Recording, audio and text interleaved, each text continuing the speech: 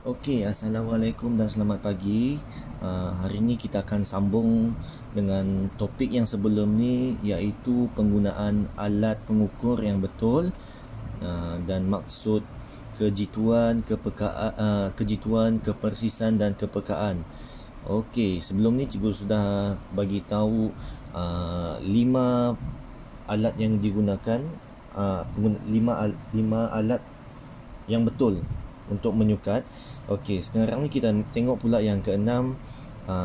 Untuk menyukat isi padu cecair, alat yang akan digunakan, alat yang betul adalah silinder penyukat. Okey, sebelum ni kamu sudah buat notakan yang berkaitan dengan alat-alat di dalam makmal sains. Okey, ini adalah silinder penyukat. Okey, silinder penyukat ni digunakan untuk menyukat isi padu cecair. Okey, kita sudah tahu, kalau untuk makluman kamu, bila air ni masuk dalam silinder penyukat, sebenarnya kedudukan air tu dia akan melengkung ke bawah, ya. Ini kedudukan air. Okey, jadi macam mana cara kita mau menyukat isi padu yang betul? Kita kena ambil mata kita selari dengan bacaan yang di bawah ni. Yang di bawah. Bukan yang di atas, bukan kaedah macam ni. Yang ni salah. Ini teknik yang salah. Teknik yang betul, kita kena tengok mata mesti selari dengan kedudukan paras air yang di bawah. Di bawah. Okey, itu cara menggunakan silinder penyukat. Okey. Lepas tu, dalam topik ni juga kita akan belajar berkaitan dengan ralat. Okey. Ralat ni maksudnya adalah kesilapan ataupun kesalahan. Okey, itu maksud ralat. Okey, dalam sains ni, bila kamu menggunakan alat pengukuran dalam makmal sains, dia ada dua jenis ralat sebenarnya yang selalu berlaku. Yang pertama iaitu ralat sistematik dan yang kedua ralat rawak. Okey, sekarang kita tengok satu persatu. Apa tu ralat sistematik? Ralat sistematik ni maksudnya kesilapan ataupun kesalahan yang disebabkan oleh alat pengukuran. Bukan kita yang salah, tapi alat pengukuran yang salah. Macam mana kita boleh cakap alat pengukuran itu salah? Ralat sistematik. Okey, kita tengok di sini. Yang pertama, ralat yang disebabkan oleh alat mungkin disebabkan oleh alat pengukuran yang sudah rosak ataupun tidak baik. Okey, ni contohnya kamu gunakan pembaris yang sudah patah. Jadi macam mana kan, kita tiada pembaris yang betul, kita guna pembaris yang patah untuk membuat eksperimen.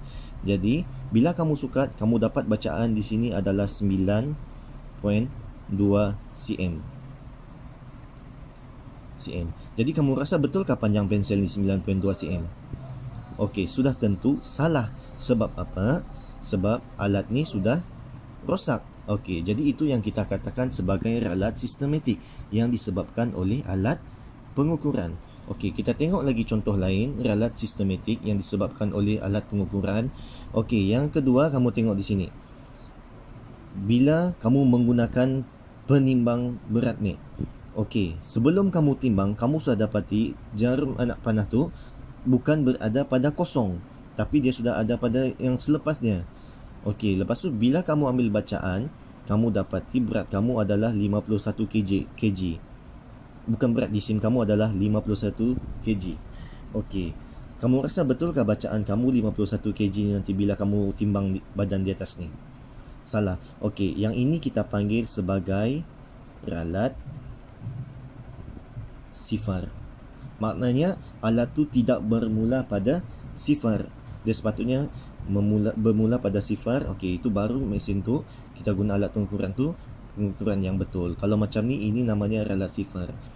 Okey, jadi ralat sistematik lah ni, dia termasuk dalam ralat sistematik. Ni adalah contohnya penggunaan alat yang tidak betul, lepas tu disebabkan oleh ralat sifar. Okey, ini adalah disebabkan oleh alat pengukuran. Okey, kita tengok yang kedua, ralat rawak. Ralat rawak ni disebabkan oleh pemerhati. Okey, bukan lagi alat, tapi disebabkan oleh pemerhati. Maknanya dia ambil bacaan salah. Okey, macam mana contohnya ralat rawak tu? Kita tengok yang ni. Okey, dia ambil bacaan air ni, tapi dia tengok daripada atas. Okey, yang ini disebabkan oleh pemerhati. Benda ni tidak rosak. Okey, tapi disebabkan kecuaian pemerhati, dia ambil bacaan daripada atas, maknanya dia sudah dapat bacaan yang salah. Bila dia tengok daripada atas, dapat di sini adalah berapa cm ni? Ni 10 ml, 11, 12, 13, 14. Bacaan yang betul adalah 14 ml. Yang di sini dia ambil bacaan 15 ml. Bila dia tengok daripada atas pun sama, dia dapati bacaan dia ialah 20 ml. Jadi jawab yang ini kita panggil dia sebagai ralat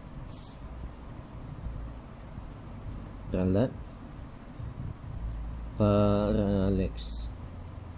Okey, ralat parallax ni maksudnya kedudukan mata tu tidak selari dengan kedudukan sebenar air. Okey, itu kita panggil dia sebagai ralat parallax. Ralat parallax ni ada dalam ralat rawak. Okey, kita ingat balik, sistematik disebabkan oleh sistem, oleh alat, rawak disebabkan oleh pemerhati. Okey, ni cikgu tunjuk contoh dia dalam buku teks. Okey, ni